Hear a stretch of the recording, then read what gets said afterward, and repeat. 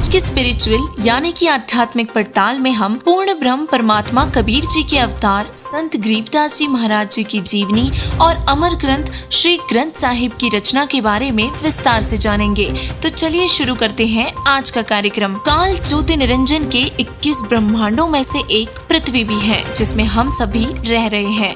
काल ज्योति निरंजन, जिसे सदाशिव भी कहते हैं, यह समय समय पर अपने अवतार भेजता है। अंतिम अवतार अभी आना शेष है, जिसे कलिक या निकलंक नाम से भी जाना जाएगा। पवित्र वेदों में प्रमाण है कि सर्व ब्रह्मांडों के रचनहार परमेश्वर कबीर देव जी प्रत्येक युग में धरती पर आते हैं और अपने सद्ज्ञान को अपनी प्यारी आत्माओं को स्वयं ही सुनाते हैं और उन्हें अपने ज्ञान का गवाह भी बनाते हैं। कलयुग में परमेश्वर कबीर साहिब जी ने अपने निज धाम सतलोक से आकर अपनी पुण्य आत्माओं जैसे कि संत गरीबदास जी गांव छुड़ानी जिला झज्जर हरियाणा वाले आदरणीय नानक देव जी, पवित्र सिख धर्म के प्रवर्तक आदरणीय दादू दास जी, आदरणीय धर्मदास जी बांधवगढ़ मध्य प्रदेश वाले आदरणीय मुलुकदास जी, आदरणीय घीसा दास जी खेखड़ा गांव मेरठ उत्तर प्रदेश वाले, इन 6 आत्माओं को अपना शिष्य बनाया। तो आज हम आपको परमेश्वर कबीर जी की प्यारी आत्मा संत गरीबदास जी महाराज जी के अवतार के बारे में विस्तार से जानकारी देंगे। आदरणीय गरीबदास साहिब जी का जन्म हरियाणा के जिला झज्जर गांव छुड़ानी में सन 1717 में जाटों के एक प्रसिद्ध धनखड़ परिवार में पिता श्री बलराम जी और माता श्रीमती रानी देवी जी के यहाँ हुआ था। गांव छुड़ानी में गरीबदास जी महाराज जी का नानका था। इनके पिताजी श्री बलराम जी का विवाह गांव छुड़ानी में शिवलाल सिहाग की बेटी रानी देवी से हुआ था। श्री शिवलाल जी का कोई पुत्र नहीं था और इसीलिए बलराम जी को घर जमाई रख लिया था। बलराम और रानी जी के विवाह के 12 वर्ष बाद गरीबदास जी महाराज जी का जन्म हुआ। श्री शिवलाल जी गरीबदास जी के नाना जी के पास 2500 बीघा जमीन थी, जिसकी वर्तमान में 1400 एकड़ जमीन बनती है। उस सारी जमीन के वारिस श्री बलराम जी हुए तथा उसके पश्चात उनके इकलौते पुत्र संत गरीबदास जी हुए। गरीबदास जी बचपन से ही अन्य ग्वालों के साथ गौ चराने जाया करते थे। कबलाना गांव की सीमा से सेट नला खेत में 10 वर्ष के बालक गरीबदास जी झांडी के पेड़ के नीचे प्रांत 10 बजे अन्य ग्वालों के साथ जब भोजन कर रहे थे, तभी वहां से कुछ ही दूरी पर सत्य पुरुष कबीर साहिब जी जिंदा महात्मा के रूप में सतलोक से अवतरित हुए। संत गरीबदास जी महाराज जी को साहिब कबीर जी के दर्शन 10 वर्ष की आयु में सन 1727 में नला नामक खेत में हुए थे। परमेश्वर कबीर साहिब जी सतलोक से आए और पृथ्वी पर उतरे तथा रास्ते रास्ते कबलाना की ओर छुड़ानी को जाने लगे। जब ग्वालों के पास आए तो ग्वालों ने कहा कि बाबा जी आओ खाना खाओ। परमेश्वर जी ने कहा कि खाना तो मैं अपने गांव से खाकर चला था। ग्वालों ने कहा कि महाराज खाना नहीं खाते तो दूध तो आपको अवश्य ही पीना पड़ेगा। हम अतिथियों को कुछ खाए पिए बिना नहीं जाने देते। परमेश्वर ने कहा कि मुझे दूध पिला दो और सुनो, मैं कुंवारी गाय का दूध पीता हूँ। परमेश्वर के ऐसा कहते ही जो बड़ी आयु के पाली ग्वाला थे, उन्होंने कहा कि आप तो मजाक कर रहे हो, आप जी की दूध पीने की नीयत नहीं है। भला कुंवारी गाय भी कभी दूध देती है? परमेश्वर ने कहा कि मैं कुंवारी गाय का ही दूध पीऊंगा। परमेश्वर के अपनी बात को दोहराने पर बालक गरीबदास जी ने एक बच्चिया जिसकी आयु 1.5 से 2 वर्ष की थी, जिंदा बाबा के पास लाकर खड़ी कर दी। परमात्मा ने बच्चिया की कमर पर आशीर्वाद भरा हाथ रखा। परमात्मा के हाथ रखते ही बच्चिया के स्तन लंबे हो गए। स्तनों से अपने आप दूध निकलने लगा। मिट्टी का पात्र भर जाने पर दूध निकलना बंद हो गया। पहले जिंदा बाबा ने दूध पिया और फिर शेष दूध को अन्य पाली ग्वालों को पीने के लिए कहा तो बड़ी आयु के ग्वाले कहने लगे कि बाबा, जिंदा कुंवारी गाय का दूध तो पाप का दूध है और हम इस पाप के दूध को नहीं पिएंगे। संत गरीबदास जी पुण्यात्मा थे और इसीलिए उन्होंने कहा कि हे बाबा जी, आपका झूठा दूध तो अमृत है, मुझे दीजिए। बालक पुरुष संत गरीबदास जी ने शेष दूध पिया, जिसके बाद परमेश्वर जिंदा वेशधारी कबीर जी ने संत गरीबदास जी को ज्ञान उपदेश दिया तथा प्रथम उपदेश देकर तत्व ज्ञान बताया। संत गरीबदास जी ने कबीर परमात्मा जी से आग्रह किया कि मुझे आपका गांव दिखा दो बाबा जी। संत गरीबदास जी के अधिक आग्रह करने पर परमेश्वर कबीर जी ने बालक गरीबदास जी को सतलोक दिखाया। रास्ते में एक ब्रह्मांड में बने सर्व लोकों को दिखाया। श्री ब्रह्मा, श्री विष्णु तथा श्री शिव जी से मिलाया। उसके पश्चात ब्रह्मलोक तथा श्री देवी दुर्गा का लोक दिखाया। फिर 10वें द्वार ब्रह्मरंध्र को पार करके काल ब्रह्म के 21 ब्रह्मांडों के अंतिम छोर पर बने 11वें द्वार को पार किया तथा फिर अक्षर पुरुष के 7 संख ब्रह्मांडों वाले लोक में प्रवेश किया। संत गरीबदास जी को सर्व ब्रह्मांड दिखाई तथा अक्षर पुरुष से मिलवाया। पहले उसके 2 हाथ थे, परंतु परमेश्वर कबीर जी के निकट जाते ही अक्षर पुरुष ने 10,000 हाथों का विस्तार कर लिया। जैसे मोर पक्षी अपने पंख को फैला लेता है, ठीक उसी प्रकार अक्षर पुरुष को जब संकट का अंदेशा होता है तब वह ऐसे ही करता है। और इसी प्रकार अक्षर पुरुष के 1000 हाथ है, जिसने महाभारत के युद्ध के दौरान अर्जुन को अपना 1000 हाथों वाला विराट रूप दिखाया था। परमेश्वर कबीर जी ने संत गरीबदास जी को 12वें द्वार के सामने ले गए, जो अक्षर पुरुष के लोक की सीमा पर बना हुआ है। परमात्मा कबीर जी ने मन ही मन में सार शब्द का जाप किया, जिससे 12वां द्वार खुल गया।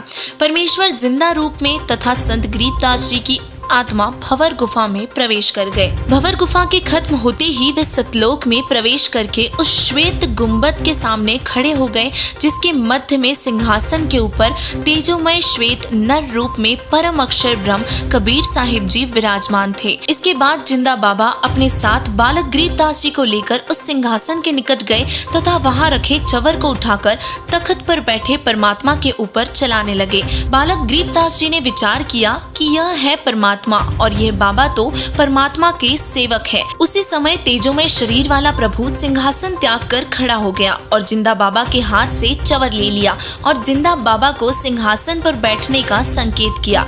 जिंदा वेशधारी प्रभु असंख्य ब्रह्मांडों के मालिक के रूप में सिंहासन पर बैठ गए और फिर पहले वाला तेजोमय प्रभु जिंदा बाबा पर चवर करने लगा। इस अद्भुत लीला को देखकर संत गरीबदास जी विचार कर ही रहे थे कि इनमें परमेश्वर कौन हो सकता है। इतने में तेजोमय शरीर वाला प्रभु जिंदा बाबा वाले शरीर में समा गए। दोनों मिलकर एक हो गए और कुछ ही क्षणों में परमेश्वर बोले, हे गरीबदास, मैं असंख्य ब्रह्मांडों का स्वामी हूँ। मैंने ही सर्व ब्रह्मांडों की रचना की है। सर्व आत्माओं को वचन से मैंने ही रचा है। मैं 120 वर्ष तक पृथ्वी पर कबीर नाम से जुल्हाए की भूमिका करके आया था। मैं पहले हजरत मोहम्मद जी को भी मिला था और पवित्र कुरान शरीफ में जो कबीरा, कबीरन, खबीरा, खबीरन, अल्लाहु अकबर आदि शब्द है, वे मेरा ही बोध कराते हैं तथा मैं ही श्री नानक जी को बेई नदी पर जिंदा महात्मा के रूप में मिला था तथा मैं ही बलक शहर के बादशाह अब्राहिम सुल्तान अधम तथा श्री दादू जी को मिला था तथा चारों पवित्र वेदों में कबीर अग्नि, कबीर देव आदि नाम है, वह भी मेरा ही बोध है। कबीर वेद मेरा भेद है, मैं मिलूं वेदन से नाही, जौन वेद से मैं मिलूं वो वेद जानते नाही। गांव छुड़ानी, जिला झज्जर, हरियाणा में आज भी उस जंगल में जहां पूर्ण परमात्मा कबीर साहिब जी का संत गरीबदास जी को मानव शरीर में साक्षात्कार हुआ था, उसकी एक यादगार विद्यमान है। उधर पृथ्वी लोक पर माता पिता, नानी नाना और सभी ग्रामीण बालक गरीबदास जी को मृत जानकर चिता पर लिटाकर अंतिम संस्कार की तैयारी करने लगे। तब तक परमेश्वर कबीर जी ने गरीबदास जी के अंतकरण में आध्यात्म ज्ञान प्रवेश कर दिया था तथा बाद में संत गरीबदास जी की आत्मा को उनके शरीर में प्रवेश करा दिया। बालक को पुनर्जीवित पाकर सभी के खुशी का ठिकाना नहीं रहा। संत गरीबदास जी चिता पर जिंदा होकर बोले, अजब नगर में ले गया हमको सदगुरु आन, झिलके बिंब अगाध गति, सूते चादर तान, अनंत कोटि ब्रह्मांड का एक रति नहीं भार, सदगुरु पुरुष कबीर है कुल के सिरजनहार। हम सुल्तानी नानक तारे, दादू को उपदेश दिया, जात जुलाहा भेद न पाया, काशी माहे कबीर हुआ। उस पूर्ण परमात्मा का आंखों देखा विवरण अपनी अमृत वाणी में सदग्रंथ नाम से ग्रंथ की रचना की। की। तो आइए अब जानते हैं कि कैसे हुई सदग्रंथ साहिब ग्रंथ की रचना। 3 वर्ष उपरांत दादूपंथी संत गोपाल दास, जो कि वैश्य परिवार से थे, उस गांव में आए तथा संत गरीबदास जी से पूछा, बेटा वो कौन था जिसने तेरा जीवन बर्बाद कर दिया? संत गरीबदास जी ने कहा कि मेरा जीवन बर्बाद नहीं, आबाद कर दिया। संत गरीबदास जी महाराज जी ने वाणी के माध्यम से कहा, अलल पंख अनुराग है, सुन मंडल रहथीर, दास गरीब उधारिया, मोहे सदगुरु मिले कबीर। हम सुल्तानी नानक तारे, दादू को उपदेश दिया, जाति जुलाहा भेद न पाया, वो काशी माहे कबीर हुआ। इन वाणियों को सुनकर गोपाल दास जी समझ गए कि यह विशिष्ट ज्ञानी बालक परमात्मा से मिलकर आया है।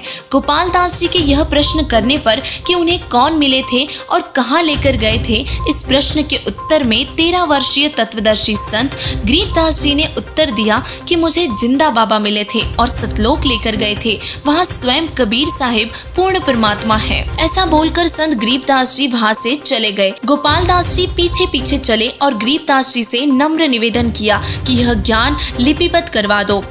तब संत गरीबदास जी ने कहा कि यदि आप पूरा लिखो तो मैं लिखवाऊं। तब गोपाल दास जी ने सहमति दी कि मैं पूरा लिखूंगा, जिसके बाद परमात्मा से प्राप्त तत्वज्ञान को गरीबदास जी के बैरी के बाग में एक झाड़ी के पेड़ के नीचे बैठकर 6 माह तक गोपाल दास जी ने संत गरीबदास जी द्वारा बोली गई वाणियों को पूरा लिखा और इससे श्री ग्रंथ साहिब अमरबोध अमर ग्रंथ की रचना हुई। इस ग्रंथ में कबीर सागर के 7000 शब्द सहित 24,000 शब्द लिखे गए हैं। बंदी छोड़ संत गरीबदास जी महाराज जी ने अपनी अमृत वाणी में कहा है, सर्व कला सदगुरु साहिब की हरि आए हरियाणे नु, जिसका भावार्थ है कि पूर्ण परमात्मा जिस क्षेत्र में आएंगे उसका नाम हरियाणा है। परमात्मा के आने से पवित्र स्थल, जिसके कारण आसपास के क्षेत्र को हरियाणा कहने लगे। लगभग 236 वर्ष पूर्व कही गई वाणी सन 1966 में सिद्ध हुई, जब सन 1966 में पंजाब प्रांत के विभाजन होने पर इस क्षेत्र का नाम हरियाणा पड़ा, जो आज प्रत्यक्ष प्रमाण है। और इसी स्थान पर पहले तत्वदर्शी संत गरीबदास जी महाराज जी और आज वर्तमान में पूर्ण परमात्मा स्वयं तत्वदर्शी संत जगत गुरु संत रामपाल जी महाराज जी के रूप में विद्यमान है। परमेश्वर कबीर जी ने 600 साल पहले ही अपनी प्यारी आत्मा धर्मदास जी को बताया था कि कबीर सागर और कबीर बीजक में काल अपने दूतों द्वारा मिलावट कर देगा, और इसीलिए हे धर्मदास, जब 12वां पंथ गरीबदास पंथ आएगा तब मैं अपनी वाणी पुनः प्रकट करवाऊंगा और उसी 12वें पंथ में आगे चलकर मैं खुद आऊंगा। जब कलयुग 5505 वर्ष बीत जाएगा तब बिचली पीढ़ी वाले मेरे हंसों को अपने निज धाम सतलोक ले जाऊंगा। 12वें पंथ होवे उजियारा, 13वें पंथ मिटे सकल अंधियारा,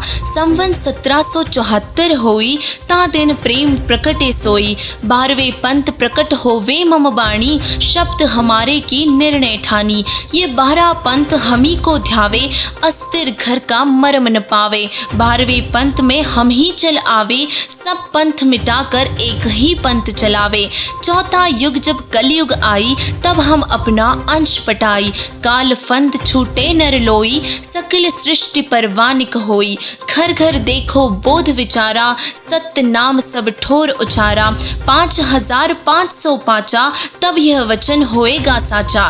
कलयुग बीत जाए जब एता, सब जीव परम पुरुष पद चेता। ऐसे ने उसने अपनी पड़ताल में पाया कि परमेश्वर कबीर जी ने संवत 1774 में आदरणीय संत गरीबदास जी द्वारा अपने ज्ञान को पुनः प्रकट करवाया। वह अपने बताए अनुसार उसी गरीबदास पंथ में आगे चलकर संत रामपाल जी महाराज जी के रूप में अवतरित हुए। ऐसे में परमेश्वर को चाहने वाली आत्माओं को चाहिए कि अपने परम पिता परमात्मा को पहचाने व संत रामपाल जी महाराज जी से नाम दीक्षा लेकर अपना कल्याण करवाए। धन्यवाद।